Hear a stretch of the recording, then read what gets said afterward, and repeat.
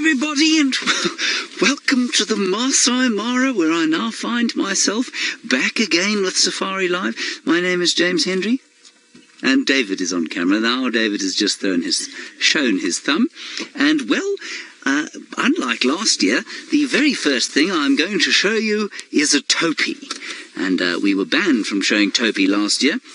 Not really.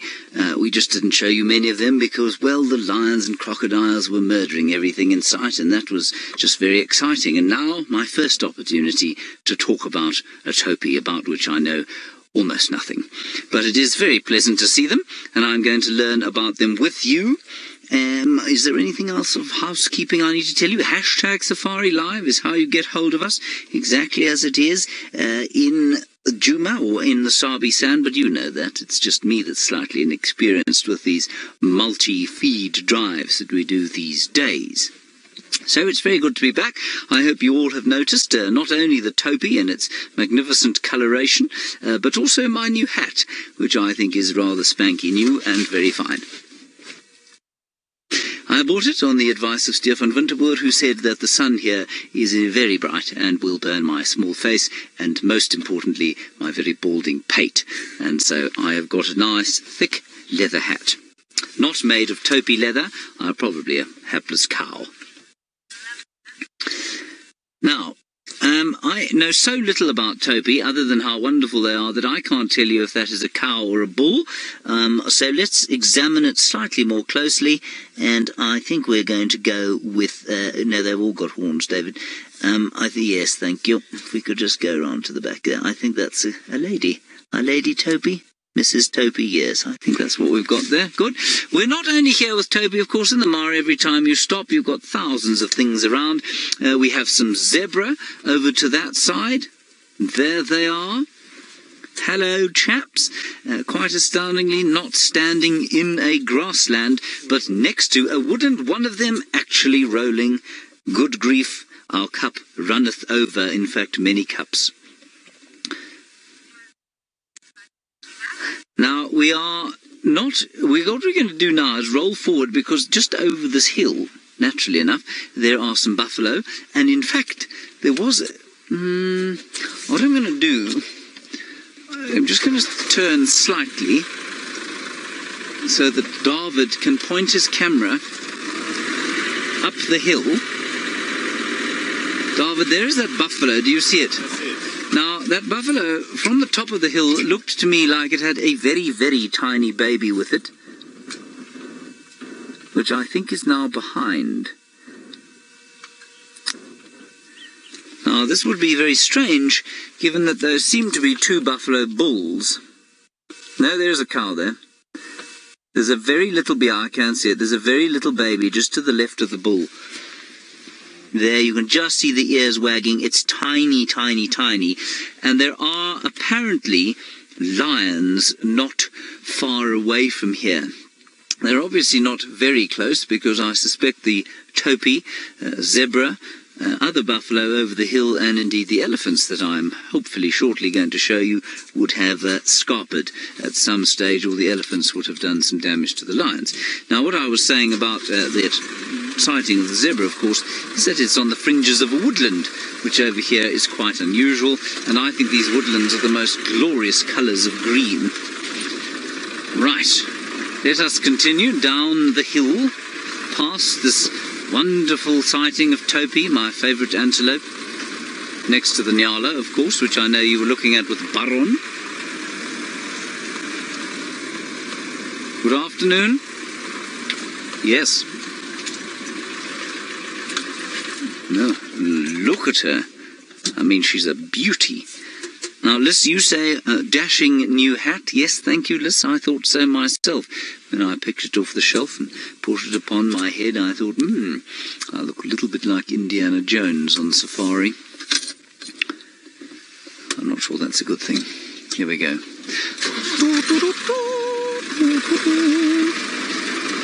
Now, the lions, I'll show you where they were, and then I'll show you the beefies, hopefully, which are just over the knoll here. There we are. Fox Hat, the one question I can answer about Topi, you say, what is the difference between them and Sabi? Well, very little. They're actually just a different subspecies of the Sabi. And so they are Sabi, basically, just a different subspecies that's only found in East Africa. Well, now that's quite a nice picture, isn't it, David? With the vast expanse of the Mara extending down to the south, all the way to the Tanzanian border. That's what we've got going there. I think that's a beautiful picture.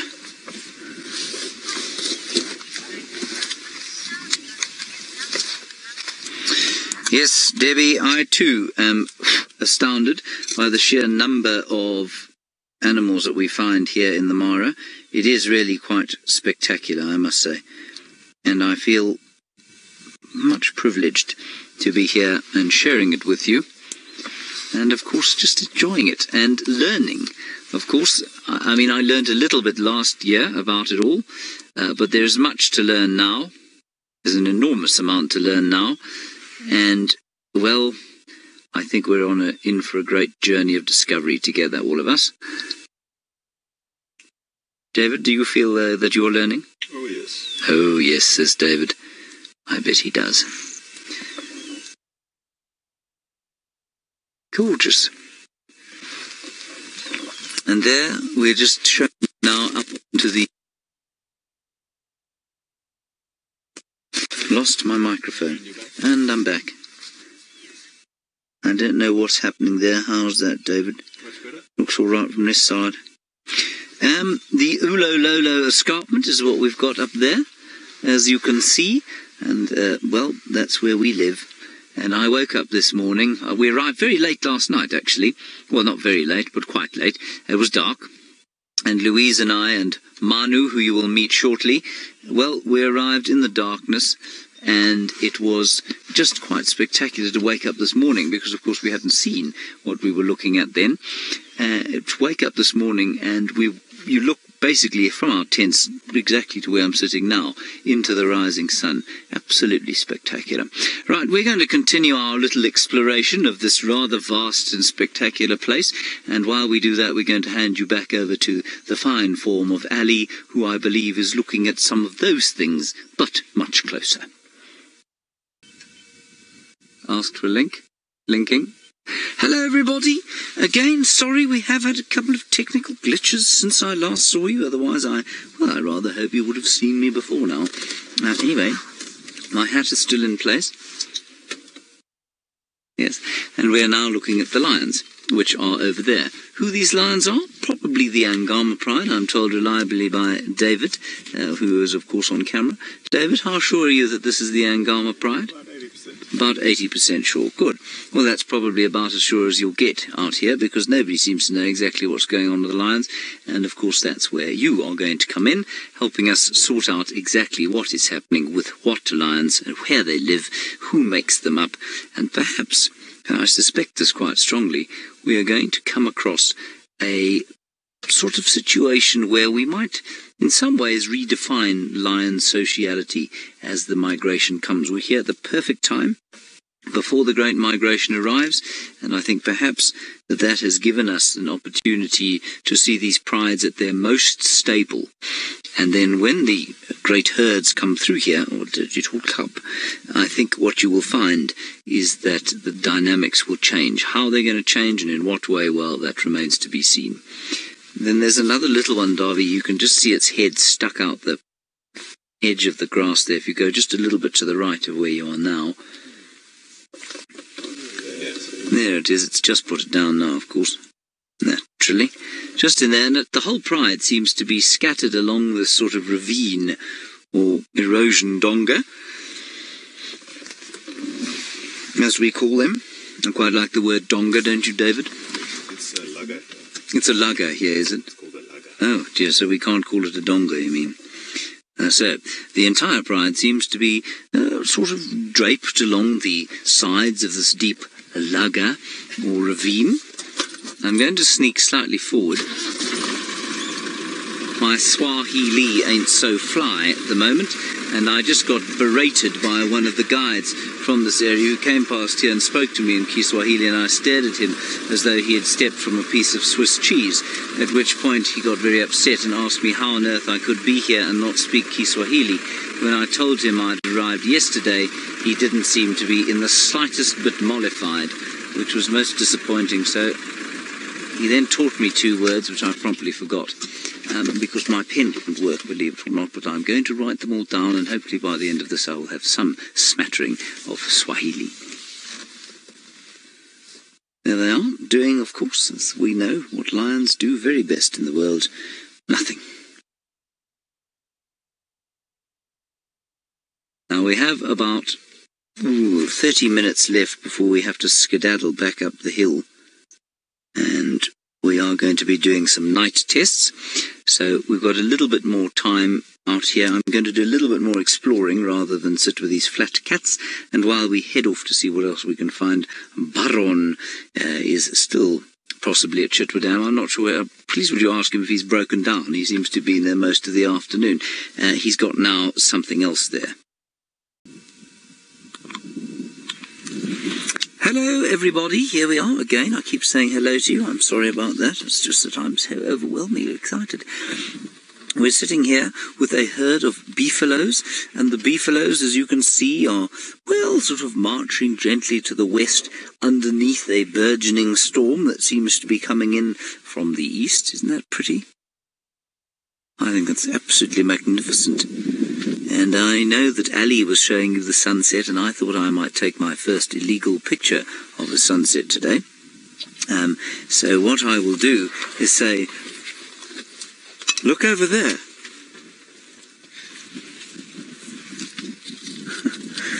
What do you see, David? Oh, it's the sun. It's rather bright though, isn't it? Very bright. So bright. It's so bright that I don't know that even IML would be able to take an illegal picture of it. Yes, it's rather too bright at the moment. We'll keep looking at it, though, in the hopes that it gets slightly less bright, which it obviously will as it dips below the low escarpment. In the meantime, let us enjoy the beefaloes, which are now starting to sort of bathe in its glory, completely unaware, of course, that the lions are not too far behind. They haven't got up. They were still lying down when we left them. And I don't know if that was the whole pride, because there were rumours that the pride was in fact stalking this herd of buffalo a little bit earlier on. And so it could be that there are members of the pride rather closer to the herd than they would be comfortable with. But I think that the little baby I saw earlier is the one that will be in the most trouble should the lions come up towards us here. Now, we are not far at all from the camp. Oh dear, David, do you think that seems to have found a termite mound on which to scratch a rather awkwardly positioned itch? Fascinating. Good, well, lots to eat here for the buffalo, of course, especially while the well, I suppose more favoured, if we dare we say it, more favoured figures that are, of course, the wildebeest before they arrive back, which will not be in too long from now, that the wildebeest will be coming up this way and taking all that is good to eat, and, of course, taking the attention of the predators, which I think will be a great relief to all concerned. Well, all buffalo concerned, that is.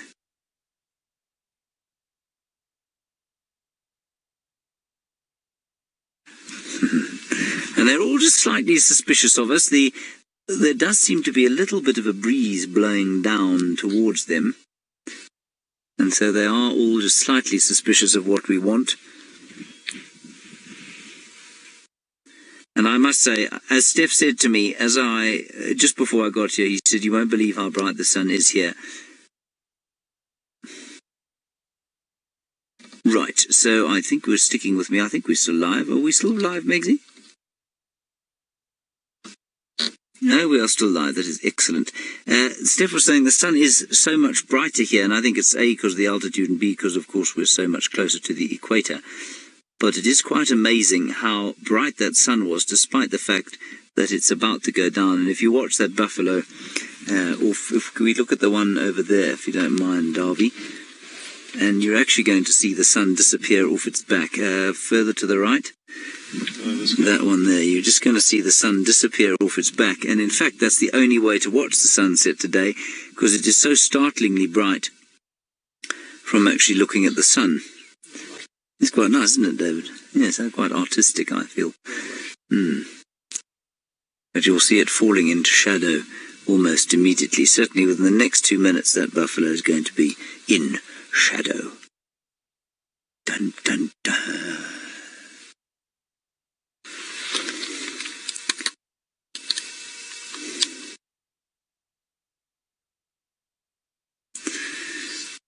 Hello, Holly. You're wondering about the buffalo and the Mara and whether they're similar to the ones in Djuma. They're exactly the same species.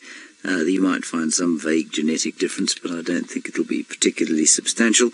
And for all intents and purposes, yes, they are exactly the same as the ones in the Mara and a Djuma. Am I making sense? I think I am.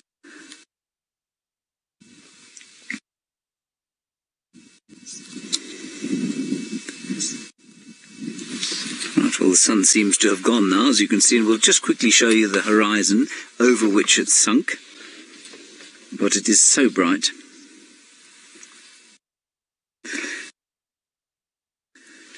Hello, William, aged 8, all the way from Oregon. You say, the Mara looks kind of like where you live, and do I like it here?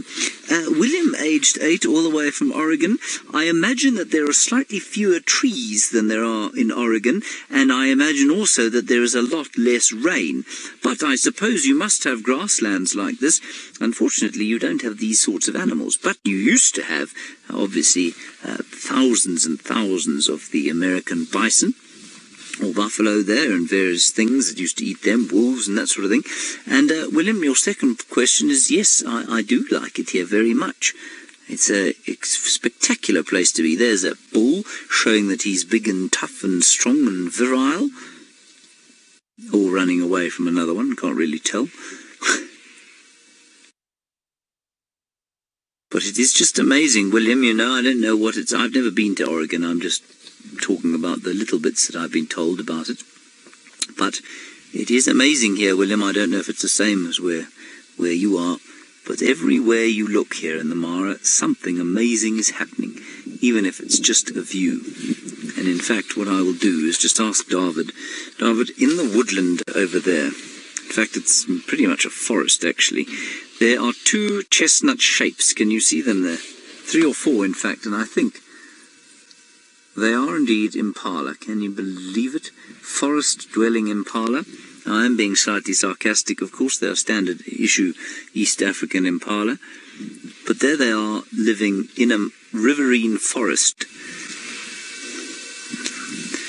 I mean, just look at those trees. I'm sad we won't be able to do too much walking in amongst those trees, but we will certainly get in amongst them as much as we possibly can. How much time have we got left?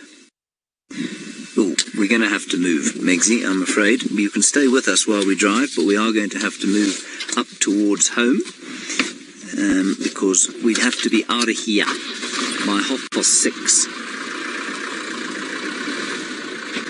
We will, of course, be doing quite a lot of night stuff in the coming months, so it won't always be that we have to race out by 6:30. So we'll just see what happens going forward. Well, we've now got 17 minutes, and Darby, I don't know if you can, is the roof going to get in the way? We've basically got to climb just to the right-hand side of where you've just seen the sun go down. So we're going to climb up to that part. We're going to go through this herd of beefies. Hello, do you like my hat? Not very much, clearly. Sorry about that.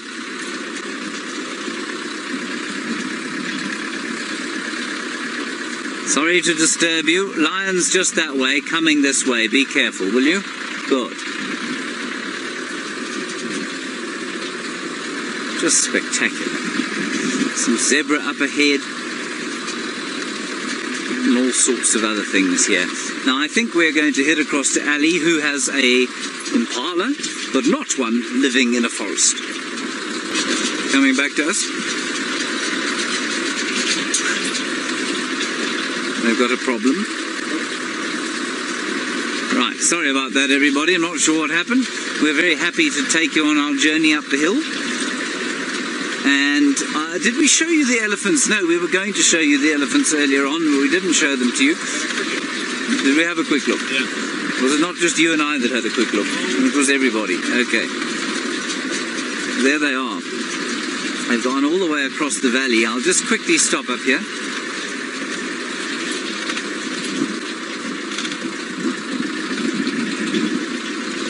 Oh, we're going to go to a school drive, David.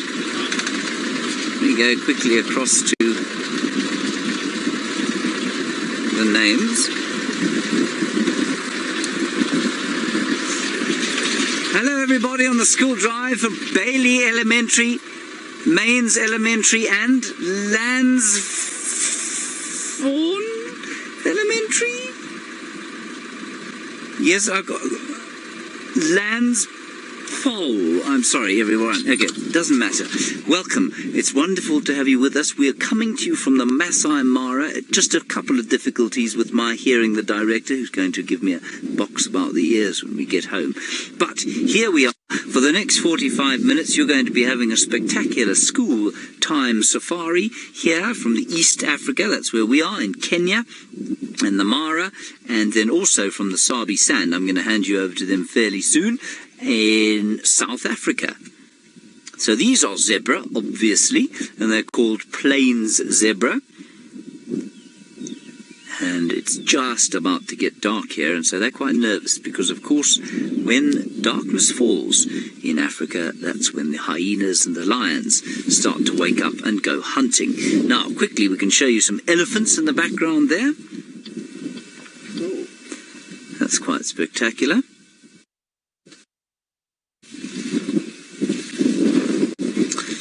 Hello, Connor. You say, are there any poisonous animals here? Well, yes, there are not really poisonous ones. There are many venomous ones. Venomous ones are things like snakes and scorpions and centipedes, which can give you a bite or a sting that will cause some kind of discomfort. So, yes, there are many of those. Many snakes out here, many scorpions, many spiders, many centipedes, but mostly humans are completely unaffected by them. Here we have some more zebra, and then what I'm going to ask David to do is to go the other way, if you don't mind, David, because we've got some topi. That's a very special antelope. Now, everything we've showed you, except this topi, are found in South Africa in one way or another, but this topi is something that you will not see in the Sabi sands of South Africa. And you will go across there shortly. But for now, we're going to stay here in East Africa. And then I'm going to ask David to just show you a big tree. Next to that, I think it's a shepherd's tree or a Baronites aegyptica. And there it is there. And beyond the tree, of course, the great wonder of the East African plains. There you go. And you can see there a big rainstorm coming in, which is quite exciting. In Africa, we love to get rain. It's really important. We don't get it nearly as much as in other parts of the world. And I know that there has been a dreadful drought in this area for some time. That I think broke recently, but you can always do with more rain here. Isn't that pretty? You can see just the last rays of the sun starting to disappear. Now, because of that, we're going to have to move. And so you can stay with us, but we're going to move with you. We have to get up onto the top of the mountain before the darkness falls.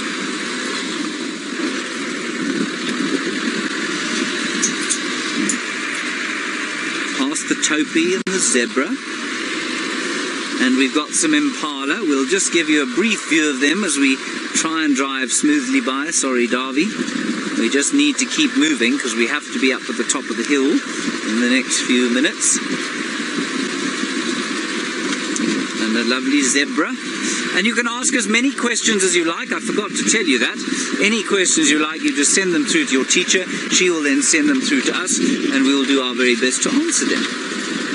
I'm not the only one out. Like I said, in South Africa, we've got Byron. He's been with elephants and monitor lizards and all sorts of things like that today.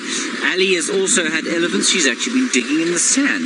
I don't think she's going to do that for you this afternoon because, of course, we do, well, you don't want to be digging in the dark.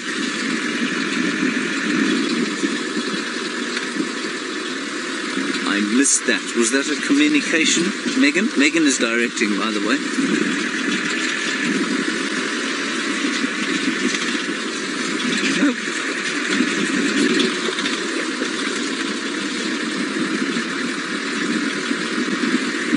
Everybody, we're going to say goodbye to you. I'm not sure if we'll see you again.